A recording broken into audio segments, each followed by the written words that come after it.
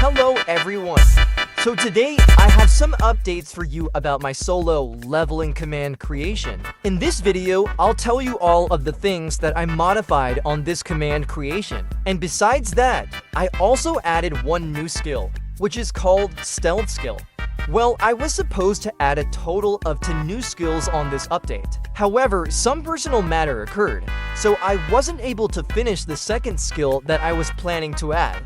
Anyways, before proceeding further into this video, make sure that you have watched the part 2 and part 1 of this solo leveling command series. Because if you don't, you might not be able to understand some parts that I'm about to discuss on this video. So I'll leave the link to those videos in the video description for you.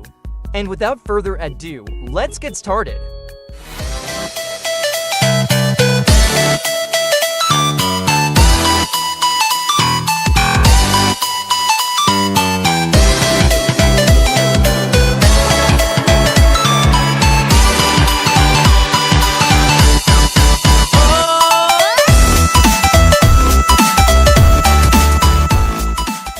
So first thing that I changed was the text display when holding a compass. Before, you can still see your full stats when you're holding a compass.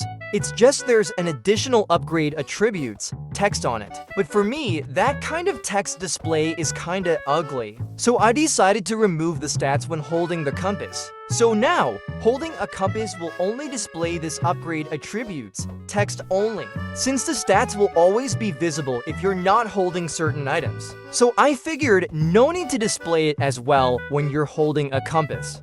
Next thing that I added is a title display for players that are affected by the Murderous intent skill.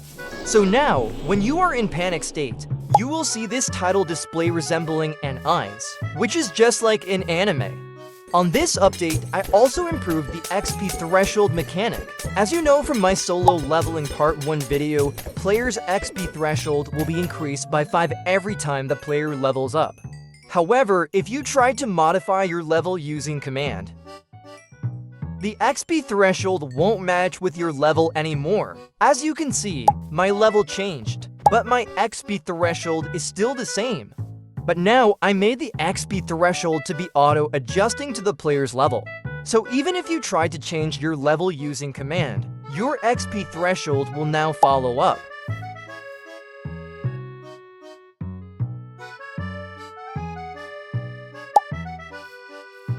Now the HP and MP regeneration is optimized. From 23 command blocks for HP regeneration before, it is now 3 command blocks only. And from 20 to command blocks for MP regeneration before, it is now down to 2 command blocks only. You might be thinking that because I reduced the command blocks for those mechanics, meaning its effectiveness is also reduced. Apparently no, and actually it become even better than before, since now the 512 HP MP per second restriction is gone. Meaning, you can now upgrade your HP, MP regeneration to how high you want it to be. I also revised the passive effect of the Baruka's Dagger. Before, its bonus damage increase passive will only work if there's no player looking at you within your 15 radius, and you're at least more than 3 radius from your target player. But in this update, its bonus damage increase will still activate even if you are within 3 radius from your target player, as long as there's no player looking at you within your 10 radius. And for the last system update, I also made the damage dealt record to be uniform for all daggers. If you're not aware, the damage dealt record is the last damage you dealt to a target using a dagger. Before, each dagger have their own damage dealt record.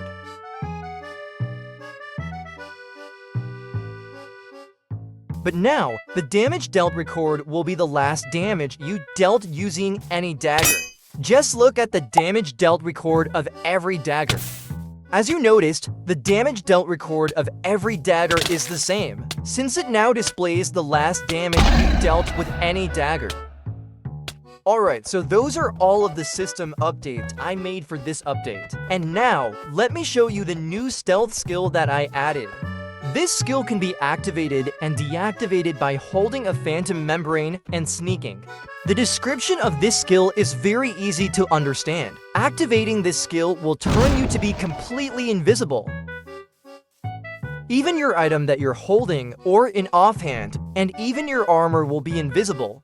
This skill is a utility type skill, a useful skill for ambush or for escaping. As you see, when you activate this skill, these particles will be produced. And if you deactivate it, this particle will be emitted. This skill will automatically deactivate when you don't have enough MP to keep it up. And while in stealth mode, you will not gonna produce any particles when you use dash skill along with it.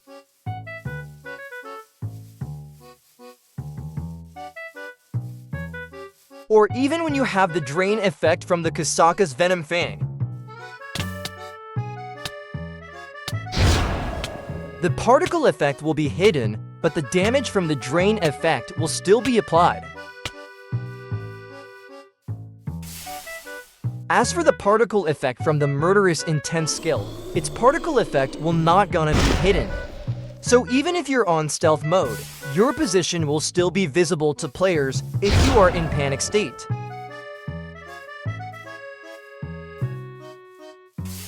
I made the particle for Murderous Intent to be visible as an inspiration from episode 6, when Jin Woo used the Murderous Intent skill to eliminate Kong Taishik, even though Kong Taishik was on stealth mode. So yeah, basically you can use Murderous Intent to counter the stealth of other players. But remember, Murderous Intent MP cost isn't cheap, so better use it wisely. Also, although your body will be hidden while in stealth mode, keep in mind that it can't hide the particles you emitting when you're sprinting, unless you're using the dash skill. However, using dash skill and stealth skill at the same time can really drain your MP so fast, so always keep an eye on your MP.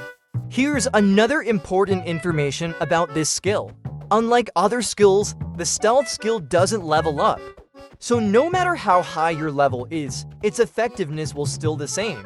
However, to prevent high-level players to stay on stealth mode for all of the time, which would kinda be OP, I made its MP cost to be based on player's MP.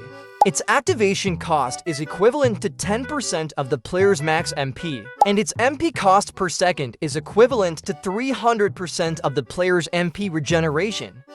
To make it short, the higher the MP stats of the player is, the higher its MP consumption will be. Alright, so yeah, that would be all for this update.